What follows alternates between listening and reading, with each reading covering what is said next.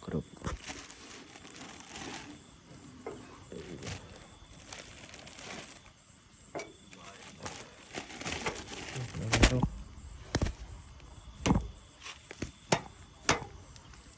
đây các bạn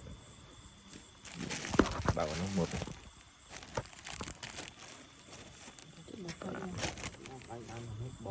cầm mồi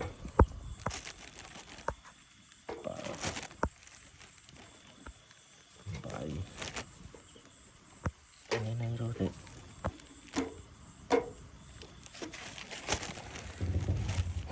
buồn đập đập môi đập về đập bảy đập buồn đập pram đập môi đập ba đập bảy rồi ở màn mày